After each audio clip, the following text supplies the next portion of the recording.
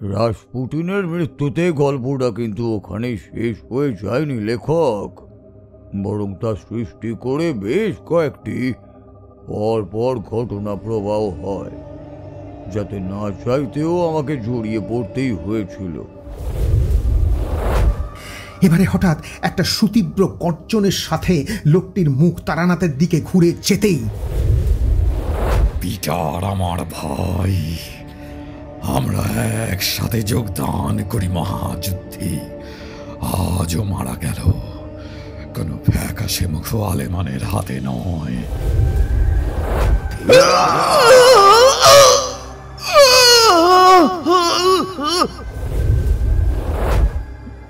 মেরা হাওয়া,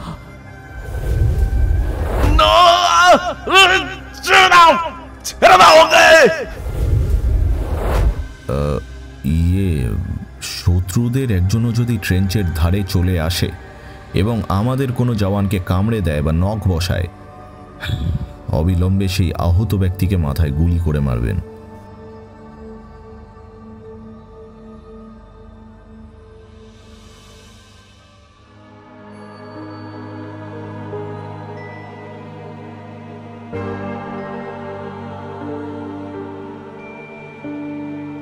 দরজা দিয়ে ঢুকেই দেয়ালে একটি মশালদানি রাখা ছিল। হাতের মশালটি সেখানে জ্বলন্ত অবস্থাতেই আটকে রাখলেন হাইনরিখ। জাফরদা প্রকোষ্ঠটিতে ঢুকতেই আনন্দে মন দুলে উঠল হাইনরিখের। একদিকে দেয়াল ঘেঁষা টেবিলটি, অনেকগুলো মোমবাতি জ্বালানো, সেই দেয়ালে আটকানো একটি উল্টো ক্রস, আর টেবিলের ঠিক পরেই একটা লম্বা বুক হোল্ডার। সেই হোল্ডারে খোলা অবস্থায় রাখা একটি শয়তানের ধর্মগ্রন্থ। বিস্মিত গলায় চাপা স্বরে কথাটি বলে উঠলেন কাউন্ট। তিনি যে গ্রন্থটিকে খুঁজছিলেন সেটি যে এতে কোনো সন্দেহই নেই। এরকম বেঢপ আকৃতির দানবীয় পুস্তক, এরকম দানবীয় ম্যানিউস্ক্রিপ্ট গোটা বিশ্বে একটিই আছে। বইটি খোলা, কিন্তু খোলা অংশে যে পৃষ্ঠাগুলি দেখা যাচ্ছে এগুলি কালো কেন? গ্রন্থটির অন্যান্য পৃষ্ঠাগুলি দেখছি হালকা বাদামি ঘেঁষা। তাহলে তাহলে কালো পৃষ্ঠার উপরে সাদা হরফ, এটি কি তবে সেই বিতর্কিত 20টি পৃষ্ঠা?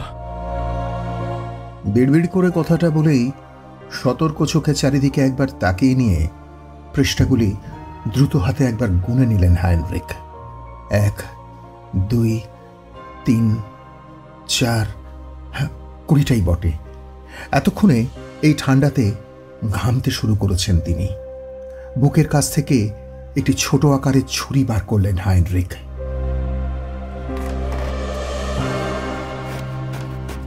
এবারে এক এক করে মূল বাঁধাই থেকে পৃষ্ঠাগুলিকে কাটতে শুরু করলেন।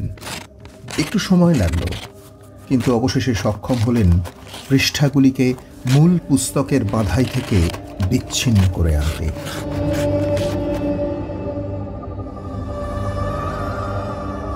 ক্যাথিড্রালে ঢোকার আগেই ঘোড়া থেকে নামবার সময়তেই একটি মানানসই থলে বহন করছিলেন তিনি। এবারে সেই থলের মুখ খুলে সাবধানে কয়েকটি পৃষ্ঠা তার মধ্যে ঢুকিয়ে দিলেন। গ্রন্থটির বাকি পৃষ্ঠাগুলির লেখা ল্যাটিন হলেও কালো পৃষ্ঠাগুলির হরফ অন্য, সম্ভবত অ্যারামিক। থলেটি বেশ ভারী, যদিও হাইনরিখের মতো শক্তিমান পুরুষের কাছে এই ওজন কিছুই নয়। থলেটা কাঁধে ঝুলিয়ে নিয়ে তলোয়ারটা বাগিয়ে ধরে এবারে সতর্ক পায়ে খোলা দরজার দিকে এগিয়ে চললেন তিনি। অভীষ্ট পূরণ যখন হয়ে গিয়েছে তখন এই মৃত্যুর পরিবেশে আর নয়। ঠান্ডাটাও আরও যেন তীব্র ও প্রাণঘাতী হয়ে উঠছে প্রতি মুহূর্তে। দরজার দিকে দ্রুতপদে এগিয়ে যাচ্ছিলেন কাউন্ট হাইনরিখ। এমন সময় হঠাৎ পেছনে একটা অদ্ভুত সরসর আওয়াজ পেয়ে পিছন দিকে মুখ ঘুরিয়ে তাকাতেই স্তম্ভিত হয়ে গেলেন তিনি। তার ঠিক পিছনেই যেন মেঝে ফুঁড়ে উঠে আসছে শীর্ণকায় একটি অবয়ব, একজন বৃদ্ধ, কুঞ্চিত মুখে অসংখ্য বলিরেখা, কুটিল একটি মুখ, যার চোখ দুটি বোজা। তার শরীরটা ধীরে ধীরে উঠে আসছে চ্যাপেলের মেঝে ফুঁড়ে, কাউন্ট হাইনরিকের একেবারে মুখের সামনে। অবশেষে দেহটি স্থির হতে বৃদ্ধের চোখ মুখ খুলে গেল। পরক্ষণেই সুতীব্র এক প্রবল গর্জনের সাথে সাথে কাউন্টের 6 ফুটের বলিষ্ঠ দেহটি যেন উড়ে গেল পেছন দিকে। বেশ কিছুটা উড়ে কার্পেটের ওপর সামান্য ঘষ্টিয়ে তার দেহটি স্থির হলো এক জায়গায় এসে। থলেটি উড়ে গিয়েছিল দরজার কাছে। তলোয়ারটাও ছিটকে গিয়ে কোথায় যে পড়ল সেটা দেখতে পেলেন না তিনি। যন্ত্রণায় কুঁকড়ে গিয়েছিল তার দেহ। কোনো মতে সেই অবস্থা থেকে উঠে বসতেই, তোমার ধৃষ্টতা দেখে আমি অবাক হচ্ছি। আমার এলাকায় ঢুকে আমারই নাকের সামনে থেকে প্রভুর লেখা পুস্তক তুলে নিয়ে যাচ্ছ। তোমার সাহসটা তো কম নয়। প্রভু? কে তুমি? কে তোমার প্রভু? আমার প্রভু স্বয়ং ডায়াবলো, এই গ্রন্থটির রচয়িতা। আর আমি সেই যার তত্ত্বাবধানে গ্রন্থটিকে নির্মাণ করা হয়েছে। আরমান দ্য রেকলিওস?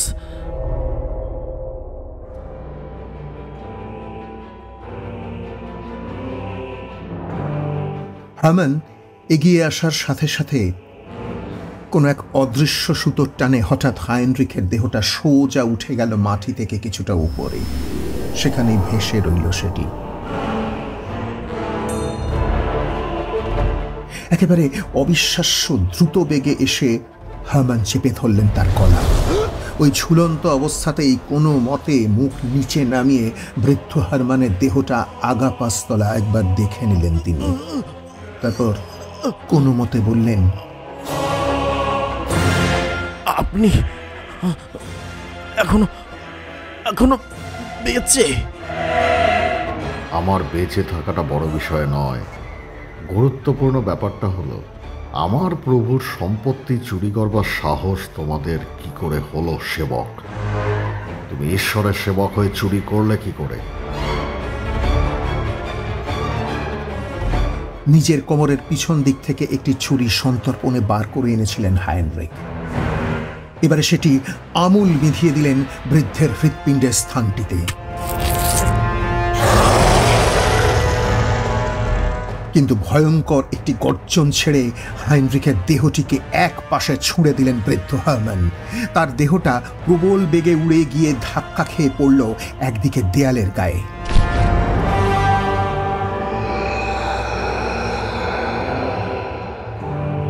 টলমল দেহে উঠতে গিয়ে ঘোলাটে চোখে হাইনরিখ দেখলেন বিদ্যুৎ গতিতে তার দিকে ভাসতে ভাসতে এগিয়ে এলো হারম্যানের অশীতিপর দেহটি।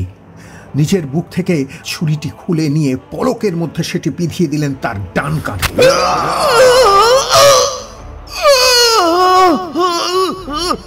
প্রবল আর্তনাদ করে কাঁধ চেপে ধরে শক্ত মেঝেতে বসে পড়লেন কাউন্ট।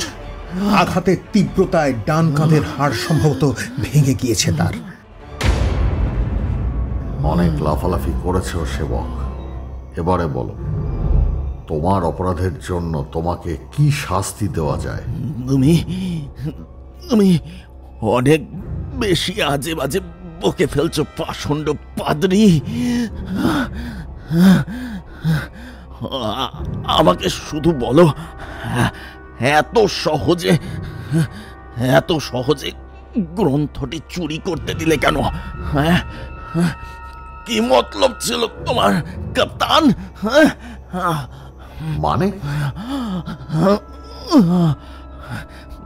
মানেটা খুব সহজ। তোমার সাঙ্গাতরা বাইরে আমাদের ঠিক তখনই আবিষ্কার করেছিল যখন আমরা নগরে ঢুকি। ওরা সির্ফ অপেক্ষা করছিল কখন আমরা চ্যাপেলের ধারে আসি।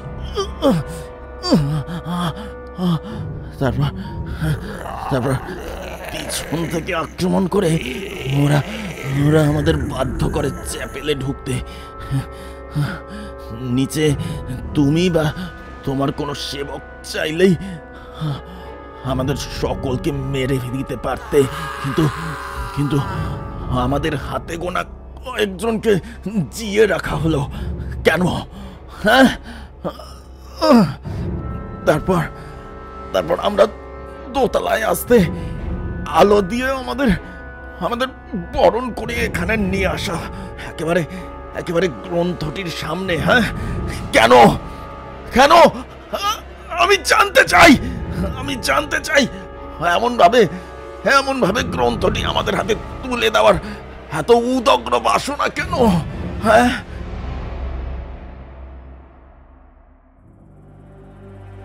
স্থির চোখে হাইনরিখের মুখের দিকে কিছুক্ষণ তাকিয়ে রইলেন হারম্যান। তারপর একটা ছোট তুড়ি মারতেই নিভে গেল ঘরটির সমস্ত বাতি। দরজার প্রান্তে মশালদানিতে শুধু জ্বলতে লাগলো হাইনরিখের রেখে যাওয়া সেই মশাল। একটা অবজ্ঞার হাসি হেসে হারম্যান বললেন, এই নগরটিকে আমি দীক্ষিত করি আজ থেকে 2 সপ্তাহ আগে। এই মানুষগুলির লোভ আর স্বার্থপর প্রবৃত্তিগুলিকে কাজে লাগিয়ে ওরা ছিল আমার জীবন কই মাছ। যতক্ষণ ওদের প্রয়োজন ছিল ততক্ষণ ওরা রঙ্গমঞ্চে থেকেছে। তোমরা চ্যাপেলে ঢুকে যাওয়ার পরপরই ওদের প্রয়োজন মিটে যাওয়ায় এটা আমার প্রশ্নের উত্তর নয় পাদ্রী।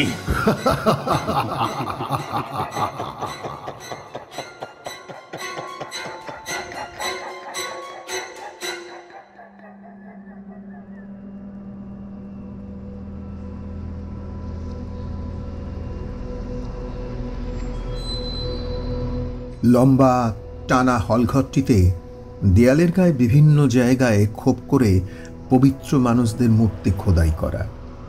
কাউন্ট হাইনরিখ আলোকময় বড় ঘরটিতে প্রবেশ করলেও সহযোদ্ধা কাউন্ট লুই সে ঘরে প্রবেশ করলেন না। তিনি মাদার মেরির মূর্তির পিছনে অন্ধকার কোণটিতে কার্যত নিজেকে মিশিয়ে চুপ করে আত্মগোপন করে রইলেন তিনি। এটাই পরিকল্পনা ছিল তাদের। কাউন্ট হাইনরিখ আগে ঢুকে পড়ে বিপদ বুঝে নেবেন। কোন ডামাডোল হলে তিনি মোকাবেলা করবেন। সুযোগ বুঝে কাজ হাসিল করে কাউন্ট লুই বেরিয়ে যাবেন ব্রুমভের উদ্দেশ্যে।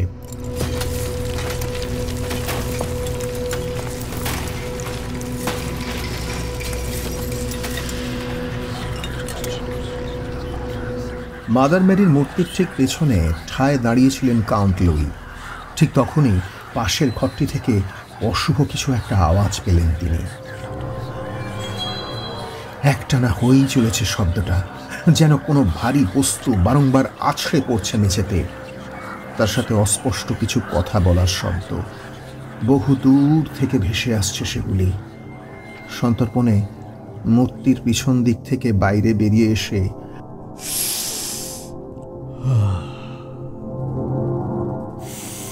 আগে প্রাণ ভরে নিঃশ্বাস নিলেন কাউন্ট লুই।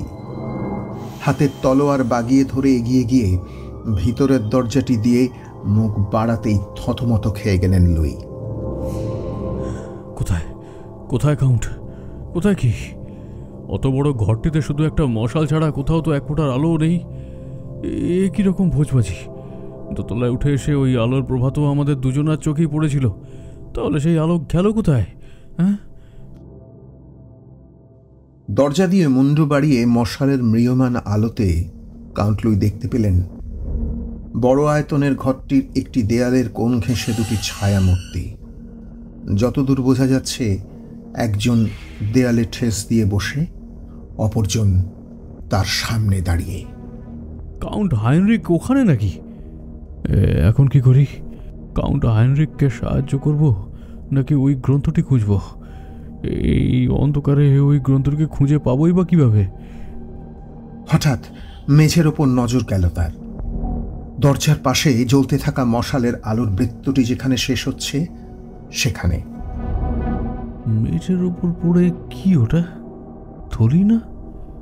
ওটা তো সেই থলি যেটা কাউন্ট হাইনরিখ বহন করেছিলেন। আর আর ওটি মনে হচ্ছে যেন ভর্তি। দরজা দিয়ে বাঁদিকে মুন্ডু বাড়িয়ে দেখে নিলেন কাউন্ট লুই।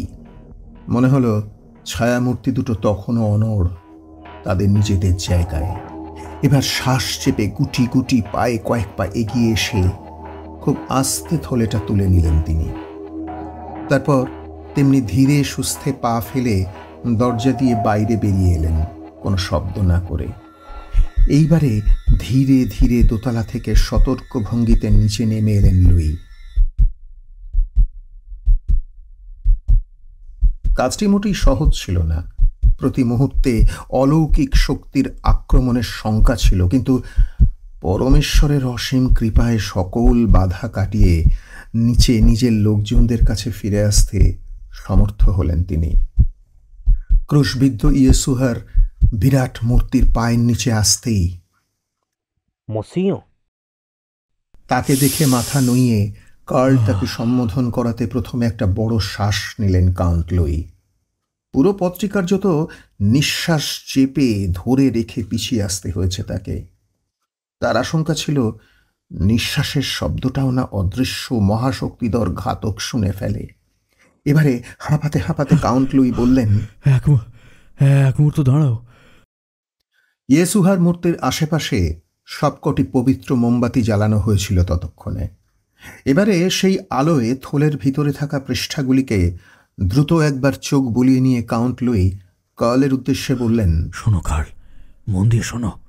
তোমার প্রভু কাউন্ট হাইনরিখ আমায় বলেছিলেন শত্রু যখন ওনাকে নিয়ে ব্যস্ত থাকবে তখন সেই সুযোগে বিতর্কিত 20টি পৃষ্ঠা এবং গ্রন্থটিকে নিয়ে আমায় পালিয়ে যেতে। সেই প্রতিশ্রুতির অর্ধেক পালন হয়েছে মাত্র। এই থলেতে ভরা শুধু 20টি পৃষ্ঠা আমি পেয়েছি, কিন্তু শয়তানের সেই ধর্মগ্রন্থের সন্ধান আমি পাইনি। যাই হোক, তুমি এই 20টি পৃষ্ঠা নিয়ে বিশ্বস্ত জনাপাচেক সেনাকে নিয়ে এক্ষুনি বুড়ো মঠের দিকে যাত্রা শুরু করো। আমার দৃঢ় বিশ্বাস চ্যাপেলের পিছন দিকে কোনো দরজা থাকবে। সেই দরজা দিয়ে সাবধানে পাঁচিল টপকে পিছন দিক দিয়ে নগরের দায়রার বাইরে বেরিয়ে যাবে। গাছপালা আর ঘরদোরের আড়াল ধরে যাবে, কেমন? কোনো অবস্থাতেই থামবে না। আমাদের জন্য চিন্তা করবে না একদম, ঠিক আছে? বাকি সেনারা ওখানে অপেক্ষা করবে। কার্যোদ্ধার হয়ে গেলে আমি শীষ দেব, ওটাই সংকেত। আপনি পেছনে একা থাকবেন মসিও? ঈশ্বরের সেবায় আমার থেকে বেশি দিন নিয়োজিত একজন সিনিয়রের কথা মতো কাজ করেছি। এবারে একজন বন্ধুর কর্তব্য আমায় পালন করতেই হবে। তোমরা যাও, আর বেশি দেরি করো না। ঈশ্বর তোমাদের মঙ্গল করুন।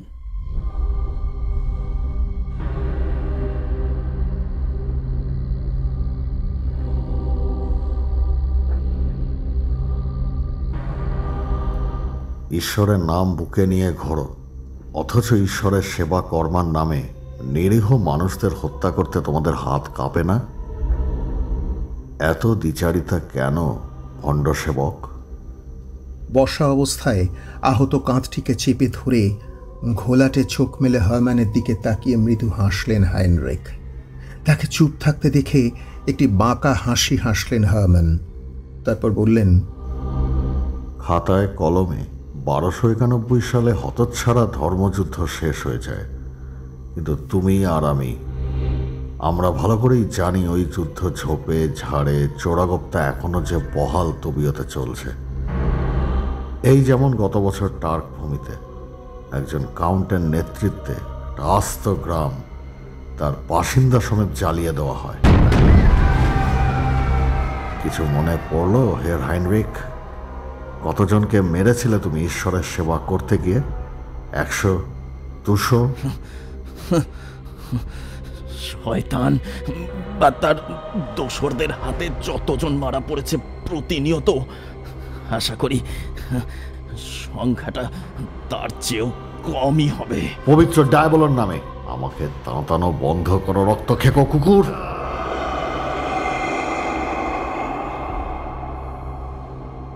প্রচণ্ড একটা রক্তহীন করা গর্জন ছেড়ে বাহাতে হাইনরিকের গলা চেপে ধরে এক টানে তাকে তুলে ধরে শূন্যে ঝুলিয়ে রাখলেন বৃদ্ধ হারম্যান দ্য রেক্লিউস।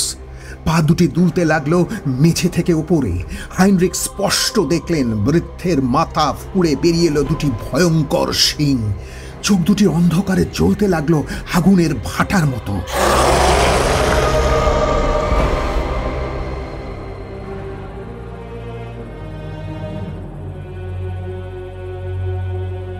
কিছুক্ষণ পর রাগ প্রশমিত হতে হাইনরিককে মাটিতে নামালেন বৃদ্ধ। তারপর সাপের মতো লম্বা লকলকে একটা জিভ বার করে হাইনরিকের কাঁধের ক্ষতস্থান থেকে বেরিয়ে আসা রক্ত একটু চেটে নিয়ে হেসে উঠে বললেন, তোমার সেই অবৈধ প্রেমিকা, তার কি খবর হের হাইনরিখ? সেই খবরে তোমার কি প্রয়োজন সাংঘাত? একটা খুশির আওয়াজ করে হারম্যান নিজের ডান হাতখানি তুলে ধরলেন একপাশের অন্ধকারের দিক লক্ষ্য করে। সাথে সাথে ওই অংশের দৃশ্যপট পরিবর্তন হলো।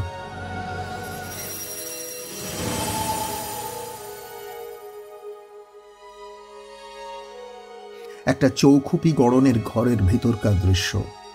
পাথরের দেয়াল, একটি ছোট টেবিল, তাতে জ্বলন্ত মোমবাতি, একটি খাট, আর তাতে বসে অপূর্ব সুন্দরী একজন মেয়ে। হাসি মুখে দুহাতে উল বুনতে ব্যস্ত তিনি। ঘরের একদিকে একটি দরজা, তার পাল্লা ভেজানো। মেরহাবা। একটা শ্বাস টানার শব্দ, আর সেই সাথে উচ্চারিত একটি নাম। নামটা বলেই হাইনরিখ টলতে টলতে এগিয়ে গেলেন সেদিকে। মেয়েটি অবশ্য শুনতে পেল না সেই শব্দ, দেখতেও পেল না কিছু। নিজের মনে উল বুনতে ব্যস্ত সে। হঠাৎ দড়াম শব্দে দরজা খুলে গেল। হাতকে উঠল মেয়েটি, হাত থেকে পড়ে গেল উল আর কাঁটা। 4-5 জন লোক প্রবেশ করলো সেই খোলা দরজা দিয়ে।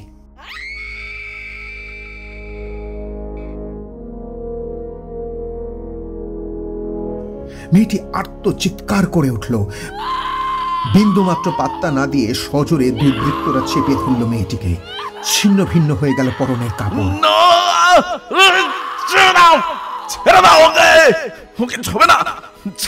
পাগলের মতো চেঁচাতে লাগলেন হাইনরিখ। নিজের কাঁধ থেকে ছুরিটা এক টানে খুলে নিয়ে ঝাঁপিয়ে পড়লেন লোকগুলির ওপর। পাগলের মতন ছুরি চালাতে লাগলেন সামনের লোকগুলির ওপর। কিন্তু হাওয়ায় বাতাস কেটে বেরিয়ে গেল সেই ছুরি। বিদ্ধ করল না সেটি একজনকেও। বেশ খানিকক্ষণ পর ক্লান্ত হয়ে হাল ছেড়ে দিলেন হাইনরিখ। ছুরিটা হতাশায় একদিকে ছুঁড়ে ফেলে দিয়ে শ্রান্ত চোখে তাকিয়ে দেখলেন লোকগুলির কাজ শেষ হয়ে গিয়েছিল। এবারে ওদের মধ্যে একজন উঠে দাঁড়িয়ে লম্বা একটা শ্বাস নিল।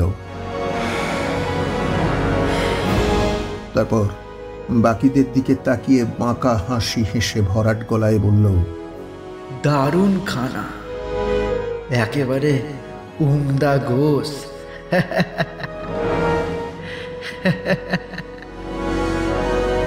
এবার ধীরে ধীরে নিজের কোমরের পাশ থেকে দীর্ঘ দামাস্কাস ছুরিটা বার করল সে। তারপর সেটি দিয়ে নিচে পড়ে থাকা নিথর রক্তাক্ত নগ্ন দেহটির গলা লক্ষ্য করে ছুরিটা তুলে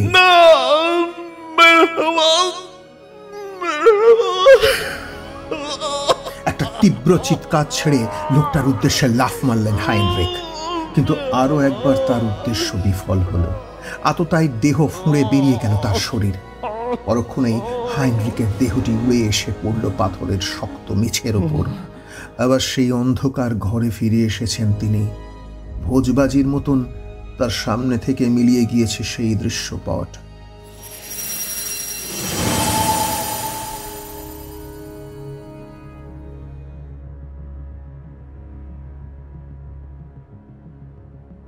মেরহাবার সাথে আমার পরিচয় সিরিয়ার যুদ্ধের সময়। ওই মেয়েটি সর্বতভাবে চেয়েছিল যুদ্ধের ডামাডোল থেকে বেরিয়ে এসে নতুন জীবন গড়ে তোলার জন্য। আমিও ওকে ভালোবাসতাম। ওই নিষ্পাপ মেয়েটিকে বিয়ে করতে চেয়েছিলাম আমি, কিন্তু তারপর ওই পবিত্র ফুলের জায়গা হয় তোমাদের ঈশ্বরের বাগানে। জানি তোমরা একসাথে থাকলে না কেন সেবক? আমাদের গ্যারিসনের উপর নির্দেশ আসে একটা আক্রমণ প্রতিহত করবার জন্য।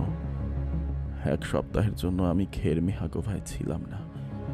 তার মধ্যেই ওরা ওকে স্বজাতিদ্রোহী তকমা দিয়ে। তুমি তো ঈশ্বরের কাজ করবে বলে গিয়েছিলে, তাহলে তিনি ওকে বাঁচালেন না কেন ঘাতকদের হাত থেকে? চুপ করে নতজানু হয়ে বসে রইলেন হাইনরিখ। মুখে আর কথা জোগাল না তার। তোমাদের প্রভুর সেই ক্ষমতা নেই তোমার প্রেমিকাকে তোমার কাছে ফিরিয়ে দেওয়ার, কিন্তু আমার প্রভু তা পারেন এবং তিনি উদার। ওঠো, আমার হাত ধরো সেবক। সর্বশক্তিমান সব ঠিক করে দেবেন, তোমাকে তার জন্য আমার হাত ধরতে হবে।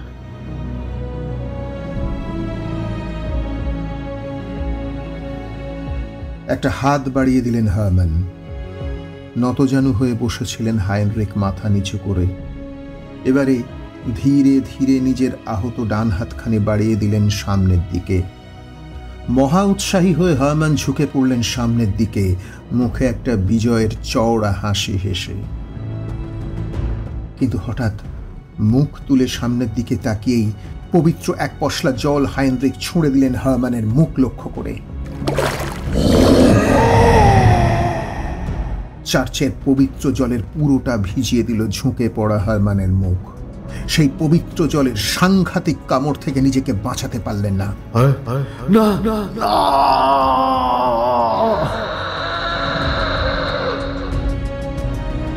অন্যদিকে গুঁড়ি মেরে পিছন দিক দিয়ে নিঃশব্দে এগিয়ে আসছিলেন কাউন্ট লুই। হারম্যান প্রচণ্ড ব্যথায় কাতর হয়ে আত্মচিৎকার ছেড়ে মুখ পেছনের দিকে ঘুরিয়ে নিতেই হাতের ক্রসের ধারালো অংশটি সজোরে তার মাথায় গিঁথে দিলেন লুই। পবিত্র জল আর ত্যাগের প্রতি ক্রস দুটি একযোগে জোড়া বজ্রপাতের কাজ করল হারম্যানের ওপর। আস্ত শরীরটা ধীরে ধীরে গলতে শুরু করল প্রবল দুর্গন্ধের সাথে বেশ কিছুক্ষণ। প্রবল আর্তনাদের সাথে নিষ্ফল প্রতিরোধ করার চেষ্টা করলেন হারম্যান। তারপর এক সময় মাটিতে পড়ে স্থির হয়ে গেল তার পচা গলা, বিকৃত দেহ।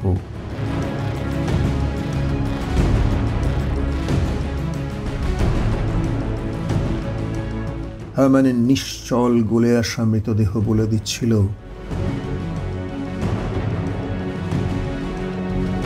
শয়তানের ধর্মগ্রন্থ কুখ্যাতনামা লেখকের পতন ঘটেছে।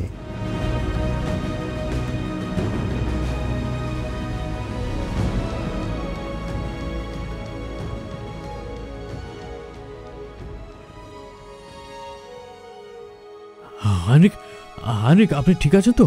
উঠুন বন্ধু। হারম্যানের মুখে পবিত্র জলটা ছুঁড়ে দিতেই আর বসে থাকতে পারেননি হাইনরিখ। অনেকটা রক্ত বেরিয়ে গিয়েছিল তার শরীর থেকে, তাই শ্রান্তিতে শুয়ে পড়েছিলেন মাটিতে। এখন বন্ধু লুই এসে তাকে ধরে তুলে আনলেন মেঝে থেকে।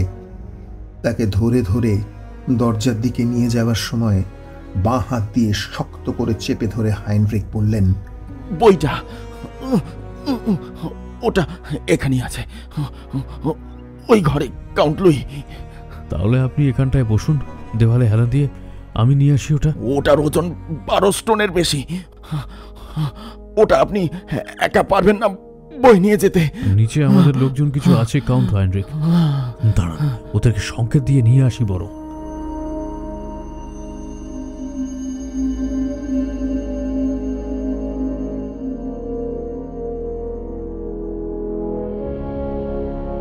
বেশ কিছুক্ষণ পর যখন জায়গাটা জনমানব শূন্য হয়ে গেল, তখন চার্চের অন্ধকার লাইব্রেরি ঘরটিতে হঠাৎ যেন উদয় হলো এক সৌম্য দর্শন, সুশ্রী চেহারার সুদর্শন ডায়াবলার। মেঝেতে পড়ে থাকা হারম্যানের অবশিষ্ট দেহটির কাছে এসে তার গলে যাওয়া মুখটির দিকে তাকিয়ে হতাশায় কিছুক্ষণ ঘাড় নেড়ে তিনি বললেন, তোমার কাজ কিন্তু এখনো ফুরিয়ে যায়নি হারম্যান, বরং বলা যায় কাজ শুরু হলো মাত্র। হ্যাঁ, পর পর ঘটে যাওয়া যুদ্ধ বিগ্রহে অনিবার্যভাবে ধ্বংসের হাত থেকে বইটিকে বাঁচানোর জন্য ওটিকে কায়দা করে একটি সুরক্ষিত জায়গায় প্রেরণ করে খুবই ভালো কাজ করেছ তুমি, খুব ভালো কাজ করেছ। এখন তো আর মূল বইটিরও প্রয়োজন নেই আমাদের লক্ষ্য শুধু ওই 20টি পৃষ্ঠা। তুমি তোমার কর্তব্য খুবই ভালোভাবে পালন করেছো হারম্যান। এখন শান্তিতে ঘুমিয়ে পড়ো। তোমাকে আপাতত আর প্রয়োজন নেই, কিন্তু সময় হলেই আবার তোমাকে ডেকে নেব। ঘুমো হারমান, ঘুমিয়ে পড়ো, ঘুমিয়ে পড়ো।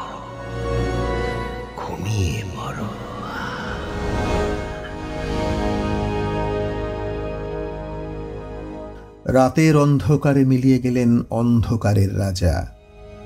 পিছনে পড়ে রইল ভাঙা চোরা একটি চ্যাপেল আর একটি জনমানবহীন নগর।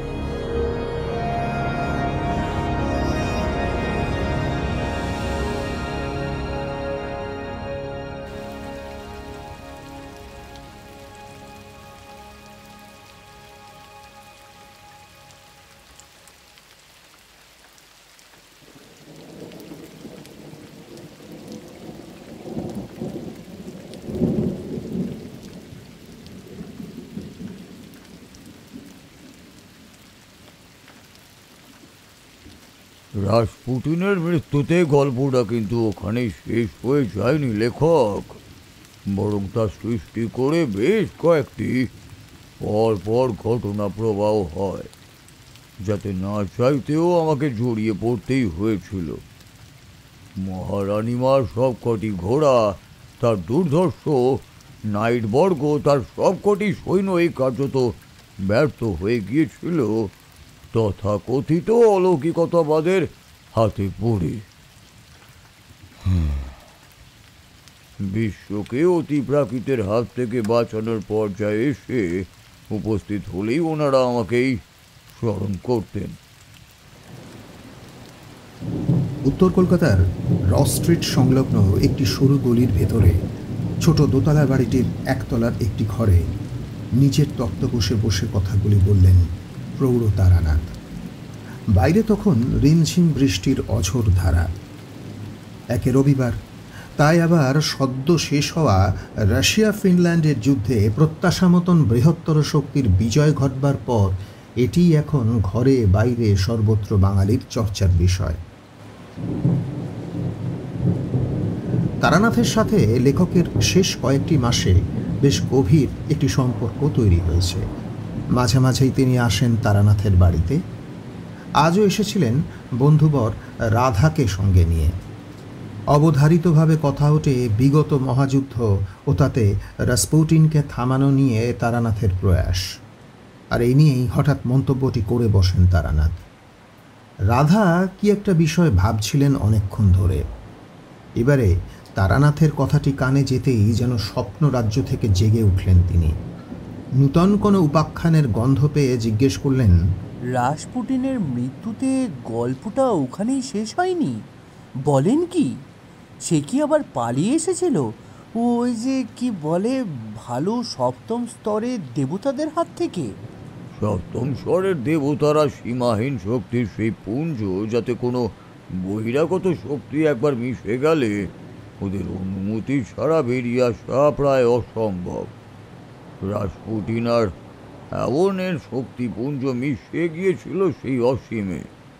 দুজনের কারোরই সেখান থেকে বেরিয়ে আসবার কোনো পথ নেই অনুমতি ছাড়া। লেখক, আপনি কোডেক্স গিগাস সম্পর্কে কি কিছু জানেন?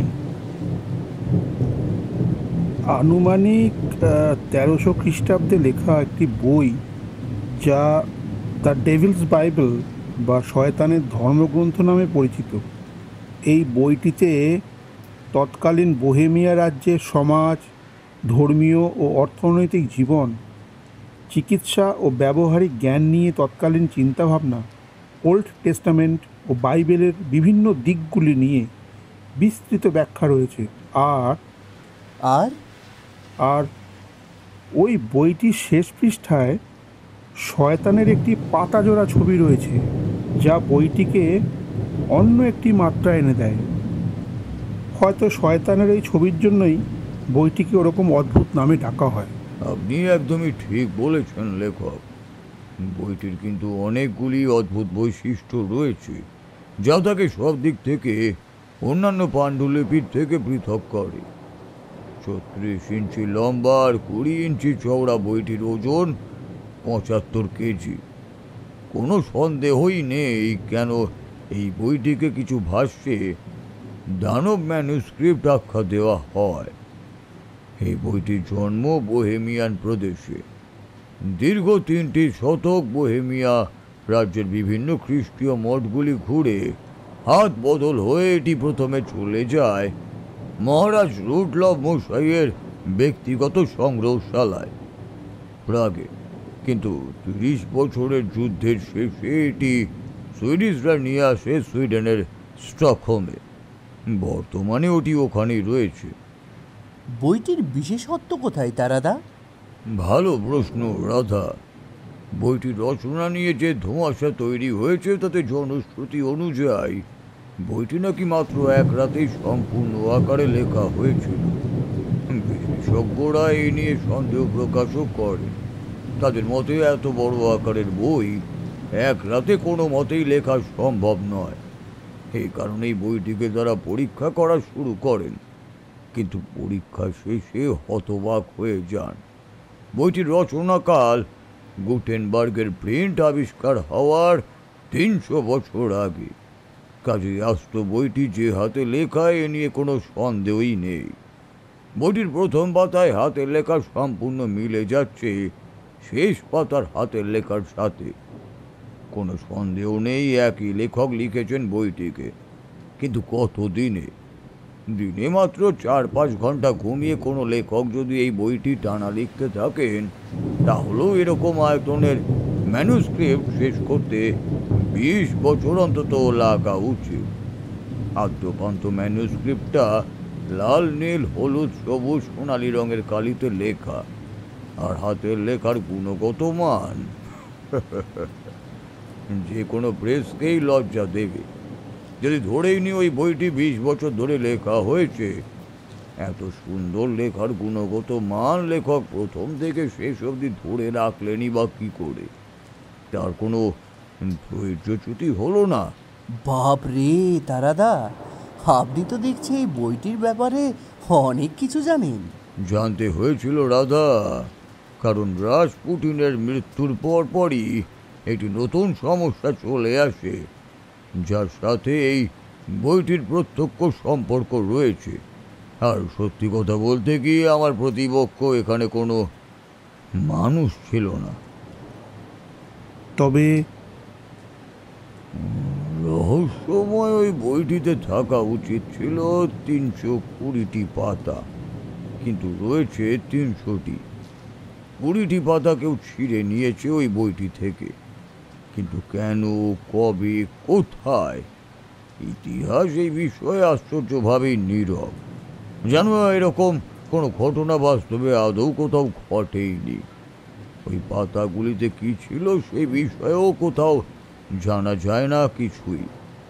গোটা বিশ্বের কাছে এই বিষয়ে কোনো প্রশ্নেরই উত্তর নেই, আর আমরা হাতে গোনা কয়েকজন অবশ্য নীরবই ছিলাম এই বিষয়ে।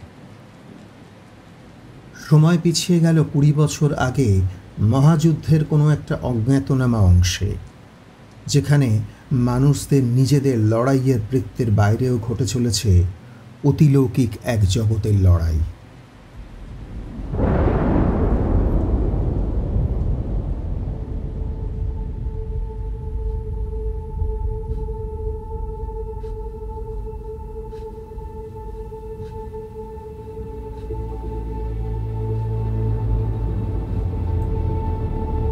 নিজের শক্তির প্রতি এতটাই আস্থা ও অহংকার যে সূক্ষ্ম আর স্থূল শরীরের মাঝখানে থাকতে নেই, এই প্রাথমিক পাঠটাই মাথা থেকে হারিয়ে গিয়েছিল, তাই না শ্রীমান রাসপুটিন?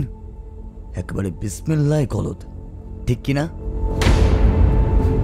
1918 সালের 4 নভেম্বর উত্তর ফ্রান্সের স্যাম্ব্রে ওয়েস ক্যানেলের ভেতর গমগম করে উঠল তারানাথের গলা। প্রতিটি কথার সাথে সাথে তীব্র স্বরে ফোঁস করে উঠতে লাগলো মাথার মাঝখানে জ্বলতে থাকা নীল আগুনের লকলকে শিখাগুলি। এতে হয়তো অনেক বাড়তি সুবিধা তুমি পেয়েছো, কিন্তু হারিয়ে ফেলেছো নিকট ভবিষ্যৎকে চোখে দেখবার ক্ষমতা এবং অবশ্যই চন্দ্র দর্শনের সীমাহীন ক্ষমতা প্রয়োগের সুযোগ। তুমি যখন নিজের ঢাক 10টা হাত বের করে জোরে জোরে বাজাচ্ছিলে, সেই সময় আমি ব্যস্ত ছিলাম সপ্তম স্বর্গের 7 জন দেবতার সাথে মানসিক সংযোগ সাধনে। তাদের কাছে প্রার্থনা জানিয়েছিলাম অন্তত একবার এই অসীম ক্ষমতা আমার মধ্যে সঞ্চালন করতে। ঈশ্বরকে ধন্যবাদ জানাই, আমার প্রার্থনা স্বীকার হয়েছে। আরো তীব্র হয়ে জ্বলতে লাগলো তারানাথের কপালের মাঝখানে নীল বর্ণের আলোক শিখাগুলি। এতটাই তীব্র সেই আঁচ যে এইবারে ধোঁয়া বেরোতে লাগলো শিখাগুলির গা থেকে। গমগমে স্বরে বলতে লাগলেন তারানাথ, ভারত সম্পর্কে নাকশিট কোনোটা তোমাদের প্যাশনের মধ্যেই চলে এসেছে, তাই না? যা কিছু উঁচু দরের তাই তোমাদের সৃষ্টি, আর যা কিছু অদ্ভুত আর বিকট তাই আমরা, ঠিক তাই তো? তাহলে এইবার দেখো আমাদের দেবদেবীদের ক্ষমতা। Meet our holy goddess of doom. নিজেকে বাঁচানোর মরিয়া প্রয়াসে ডান হাত ঊর্ধ্বে তুলে আলোকময় নারী মূর্তিটিকে উদ্দেশ্য করে পরপর কয়েকটি আলোক শিখা উৎকিরণ করছিলেন রাসপুটিন। চুপচাপ হাওয়ায় ভাসছিলেন সেই নারী মূর্তি অটল হয়ে। ওই মারণ আলোক শিখা কোনো ক্ষতি করতে পারেনি তার। উচ্চ অট্টহাসি হেসে পাশ থেকে তারানাথ বললেন, আমি তোমার প্রতিটি অনাগত ভবিষ্যৎ বিশ্লেষণ করেই বলছি, তুমি আজ পার পাবে না।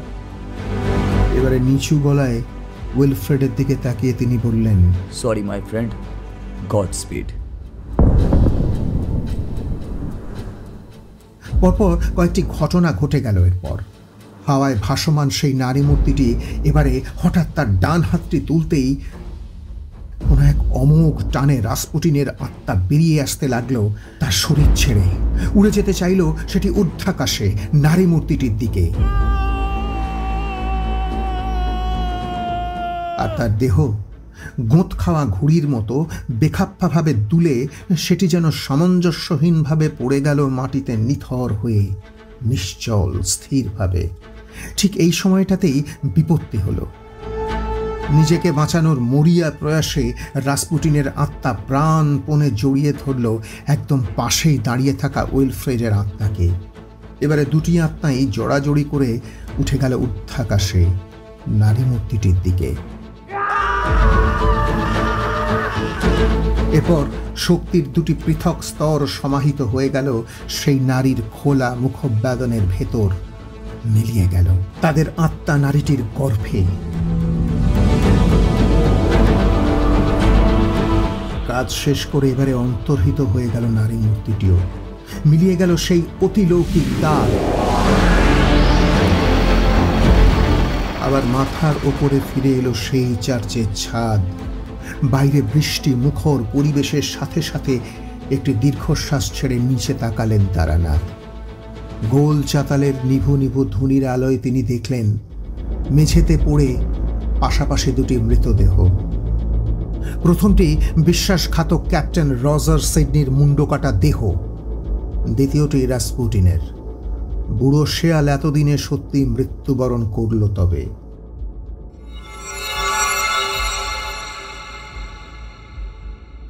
তার চোখের সামনেই বিভিন্ন তেজের নিঃসরণে শতখণ্ডে বিশ্লিষ্ট হয়ে গেল সূক্ষ্ম আর সুথল দশার মাঝামাঝি স্তরে অবস্থান করা সেই দেহ, আর তা সম্পূর্ণ হতেই অদৃশ্য হয়ে গেল রাসপুটিনের অভিশপ্ত দেহখানি।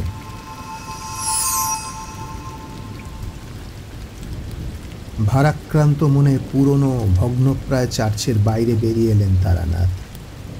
আরও একটি মৃতদেহ অপেক্ষা করছে তার জন্য তাদের নিজেদের পরিচিত ব্রিটিশ ট্রেঞ্চে। এখন প্রয়োজন তাড়াতাড়ি সেখানে পৌঁছানো। সূর্যোদয় হতে আর বেশি দেরি নেই।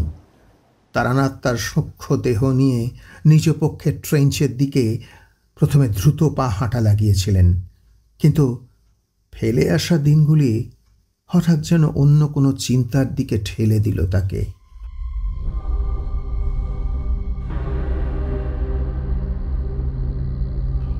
আমার মৃত্যুতে ভেবো না তুমি জিতে গিয়েছো ইন্ডিয়ান স্নেক চার্মার। আমি তো নিমিত্ত ছিলাম মাত্র, একটা মাধ্যম। চতুর্থ ঘোড়া, ওর বেরিয়ে আসা সময়ের অপেক্ষা মাত্র। তোমাদের চেনা পৃথিবী অন্তের পথে।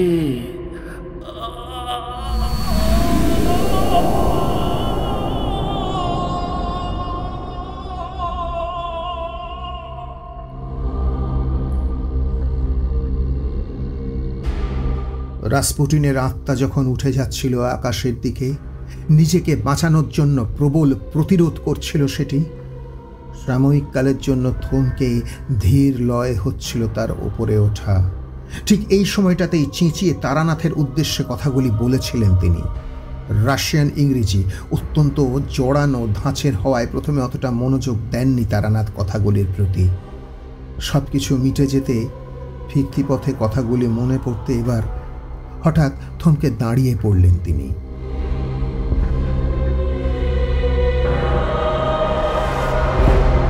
চতুর্থ ঘোড়া বেরিয়ে আসা স্রেফ সময়ের অপেক্ষা। রাসপুটিন আচমকা এই কথাগুলোই বা বললেন কেন? চারজন ধ্বংসের ঘোড়সওয়ারকে মুক্ত করতে উনি কি একাই ছিলেন, নাকি এর অর্থ ওর সাথে অন্য কেউ ছিলেন?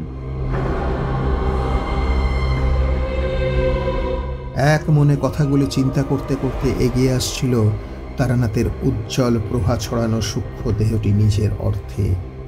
মিত্রপক্ষের ট্রেঞ্চ লক্ষ্য করে আলেমানদের ট্রেঞ্চটিকে পাশ কাটিয়ে হঠাৎ একটা বিকট সমবেত চিৎকারে আলেমানদের শিবিরের দিকে ফিরে তাকালেন তিনি। অনেকগুলো মানুষের সমবেত আর্তনাদ ভেসে আসছে অক্ষশক্তির ট্রেঞ্চটি জুড়ে। পরিত্রাহী মরণপণ চিৎকার করছেন সকলে একযোগে।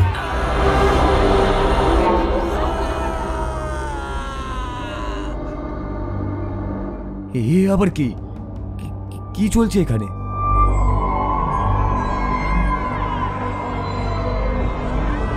আলেমান ট্রেঞ্চটির কাছাকাছি ভেসে এসে অদ্ভুত একটি দৃশ্য চোখে পড়ল তারানাথের। এই ট্রেঞ্চটিতে তখনও অনেকগুলি সেনা অবশিষ্ট ছিল। তারানাথের আত্মা ভাসমান অবস্থায় নেমে আসার পরে তিনি দেখলেন একটা ভীষণ বিশৃঙ্খলা দেখা যাচ্ছে এই সৈনিকদের মধ্যে। দাঁত মুখ খিঁচিয়ে মাথা চেপে ধরে প্রবল গোঙানি আর পরিত্রাহী একঘেয়ে একটানা জান্তব চিৎকারের সঙ্গে কিরকম যেন একটা খাপ ছাড়া বিসদৃশ্যভাবে দৌড়ে বেরোচ্ছেন সকলে গোটা ট্রেঞ্চটি জুড়ে। যেন কোনো কিছুতে ভিতর থেকে কুড়ে খাচ্ছে এই অসহায় সেনাদের। কয়েকজনকে দেখা গেল মুখে গ্যাস মাস্ক পরা। তবে কি ব্রিটিশদের ট্রেঞ্চ থেকে বিষাক্ত গ্যাস ছড়া হয়েছে?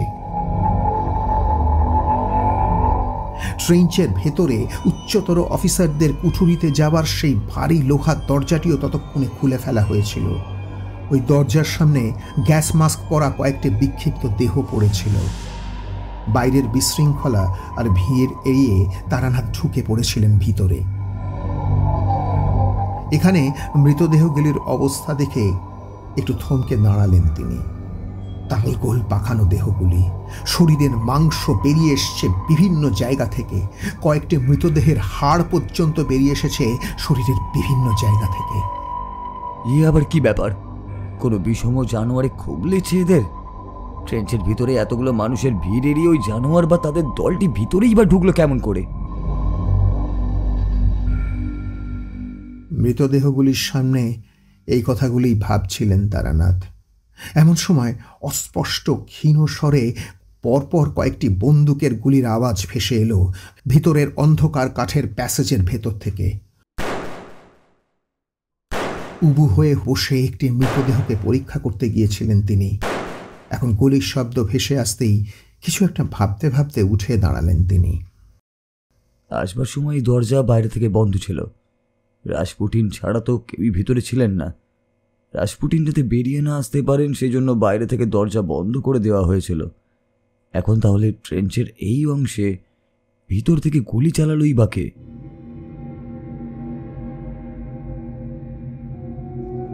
প্যাসেজের ভেতরটা তখন জমাট বাঁধা অন্ধকার। এতে অবশ্য তারানাথের কোনো সমস্যা হচ্ছে না। তার বায়বীয় চোখ দেখতে পাচ্ছে সব কিছু, কিন্তু কিছু একটা চলছে ভিতরে যা ঠিক নয়। অমঙ্গলজনক কিছুর উপস্থিতি তিনি টের পাচ্ছেন কেন সর্বত্র। এমন সময় আরও একটা গুলির আওয়াজ পেয়ে টানা প্যাসেজটি ধরে এগিয়ে গেলেন তিনি। প্যাসেজটি একটি কানা গলি, বদ্ধ প্যাসেজওয়ে। আরও বেশ কয়েক পা এগিয়ে আসতে দেখা গেল পরপর কয়েকটি মৃতদেহ সার দিয়ে পড়ে। কিন্তু এ কেমন ধরা দেহ! হায় ঈশ্বর, চুলগুলি যেন উপড়ে বেরিয়ে এসেছে খুলি থেকে, চোখের মণিগুলো ঠিকরে বেরিয়ে এসেছে সামনে, মুখের চামড়া গলে গিয়ে আর বেরিয়ে এসেছে, সবকটি দাঁত খুলে বেরিয়ে এসেছে সামনে, যেন কোনো পিশাচের মৃতদেহ। গায়ের ইউনিফর্মগুলো ছাড়া বোঝবার কোনো উপায় নেই যে এরাও জীবিত অবস্থায় আলেমান সেনা ছিল। এদের এরকম দশা হলো কি করে? আর এখন এদের মারলই বা কে? প্রত্যেকের কপালে সদ্য তৈরি হওয়া গুলির ক্ষত। কি অদ্ভুত! এইসব ভাবতে ভাবতে প্যাসেজ দিয়ে আরও কিছুটা বেশ এগিয়ে এবারে একটা অদ্ভুত দৃশ্য চোখে পড়ল তারানাথের। একজন লোক, ইউনিফর্ম দেখে বোঝা যাচ্ছে একজন আলেমান সেনা, কোনো মতে নিজের দুটি পায়ে ভর দিয়ে দাঁড়িয়ে দু হাতে মাথা চেপে মুখ দিয়ে গোঙানির আওয়াজ করছে এক জায়গায় দাঁড়িয়ে টাল খেতে খেতে। তার মুখটা ঘোরানো ছিল উল্টো দিকে, এক হাতে ধরা একটি পিস্তল, পিছনে দাঁড়ানো তারানাথের সামনেই অসহ্য যন্ত্রণায় গোঙাতে গোঙাতে এবারে পিস্তলটি নিজের রগে ঠেকিয়ে ট্রিগার টিপলেন তিনি। কিন্তু গুলি বেরোল না। সম্ভবত ওই পিস্তলের গুলি সব শেষ হয়ে গিয়েছিল আগেই। একটা হতাশা ব্যঞ্জক যন্ত্রণা চিৎকার বেরিয়ে এলো টলতে থাকা সেনাটির মুখ দিয়ে। তার পরপরেই বেশ কিছুক্ষণ ওই রকম দাঁড়িয়ে রইলেন তিনি। কি চলছে তা বোঝার জন্য এক পা বাড়াতে গিয়েছিলেন তারানাথ। এমন সময় হঠাৎ আবার নড়ে উঠল সেনাটি, কিন্তু এবারে কেমন যেন যান্ত্রিক তার নড়াচড়া। প্রথমে একটা অস্পষ্ট গোঁগো আওয়াজ বেরোতে লাগলো তার মুখ দিয়ে। শব্দের প্রাবল্য ক্রমশ বাড়তে বাড়তে একটা সময় পরে জান্তব একটা ভয় ধরানো আওয়াজে পরিণত হলো সেটা। এবারে হঠাৎ একটা সুতীব্র গর্জনের সাথে লোকটির মুখ তারানাথের দিকে ঘুরে যেতেই ঈশ্বর!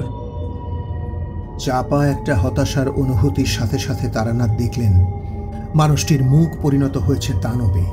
তার চোখের সামনে ওই আলেমান সেনা মুহূর্তে পরিণত হয়েছেন দুঃস্বপ্নে ঘেরা কোনো অমৃত পিশাচে।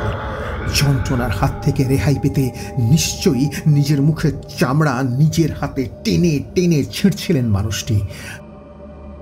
গালের চামড়া ছিঁড়ে ভিতরের মাংস বাইরে বেরিয়ে এসেছে। একদিকে চোখ বেরিয়ে এসেছে কোটর থেকে। তার কোট থেকে যে হাত দুটি বাইরে বেরিয়ে এসেছে সেগুলির মাংস যেন গলে গলে বেরিয়ে পড়ছে নিচে। কিন্তু আশ্চর্যের বিষয়, মানুষটি তখনও বেঁচে। এবারে আরও একটি হুঙ্কার ছেড়ে তারানাথের সূক্ষ্ম দেহটি ফুঁড়ে অমৃত দেহটি একটি হাত বাড়িয়ে দৌড়ে গেল সামনের দিকে, ট্রেঞ্চের খোলা মুখের প্রান্ত সীমায়, যেখানে জড়ো হয়েছে ওরই মতো আরও কয়েকশো অমৃত। বিষাক্ত গ্যাস তো এরকম ভাবে প্রভাব ফেলে না মানব শরীরে। এ তাহলে কি বিষম বস্তু? রাসপুটিনের পরিত্যক্ত কুঠুরির দরজা তখনও খোলাই ছিল। এর পাশ দিয়ে যাবার সময় আলগোছে সেদিকে একবার তাকিয়েছিলেন তারানাথ। তারপর দরজাটিকে পাশ কাটিয়ে কয়েক পা প্যাসেজওয়ে ধরে এগোতেই থমকে গিয়েছিল তার পা দুটি। ভিতরে যে অস্বস্তিকর দৃশ্যগুলি সর্বাগ্রে চোখে পড়ে সেটা থেকে নজর ঘোরালে। ওটা কি ছিল ভেতরে? পিছিয়ে গেলেন তারানাথ। কুঠুরিটির খোলা দরজার সামনে প্রথমবার আলেন সাহেবের সাথে ঢুকে ঘরের ভিতর যা যা দেখেছিলেন সেই দৃশ্যপটের খুব একটা পরিবর্তন হয়নি। দরজার কাছে মেঝেতে তখনও পড়ে সেই দুটি গুলিবিদ্ধ দেহ। বাঁদিকে মুখ ফেরালে সেই গনগনে আগুন বুকে নিয়ে দাঁড়িয়ে থাকা ফায়ারপ্লেস, আর তার সামনে দুটি চেয়ারের একটিতে পড়ে জেনারেল হাইডলারের গলায় ছুরি বিঁধে থাকা মৃতদেহ, দুটি চেয়ারের মাঝখানে পড়ে থাকা সেই গার্ডের মৃতদেহ।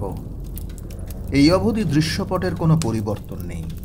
এবার ডান দিকে মাথা ঘুরল তারানাথের।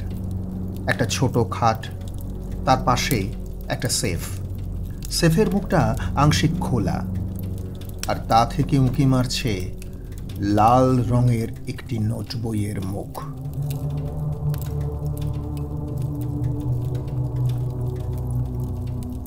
কি আছে এই নোটবুকে? একবার ভালো করে ঘরের ভিতরটা দেখে নিয়ে বাইরে বেরিয়ে এলেন তারানাথ। তিনি এখন সূক্ষ্ম শরীরে, ইচ্ছা থাকলেও ওই নোট বই হাতে করে এখন তিনি তুলে নিতে পারবেন না। নিজেদের ট্রেঞ্চে এখন ফিরতে হবে যত তাড়াতাড়ি সম্ভব।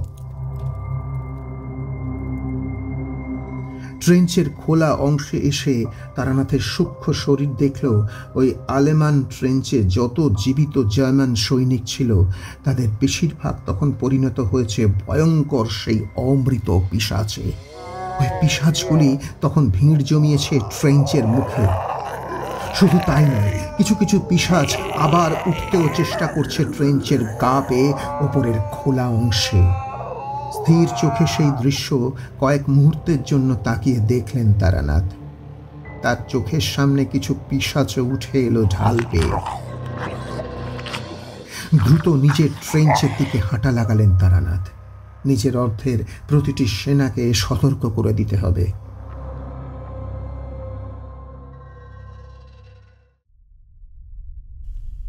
মিস্টার তারানাথ, হেই হেই মিস্টার তারানাথ, তারা!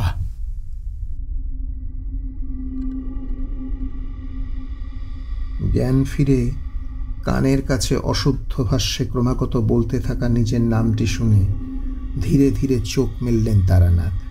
তার মুখের সামনে ঝুঁকে উদ্বিগ্ন একটি মুখ। বেশ কয়েকটি মুহূর্ত স্থিরভাবে তাকিয়ে রইলেন তিনি মুখটির দিকে। তারপর ধীরে ধীরে উচ্চারণ করলেন, colonel Strauss, you are here sir. ওহ, ঈশ্বরকে অনেক ধন্যবাদ, তুমি জীবিত তারা। কিন্তু উইলফ্রেড, ওর কি হলো? ও ও নড়াচড়া করছে না কেন? স্ট্রসের কথায় এবারে ডান দিকে মুখ ফেরালেন তারানাথ।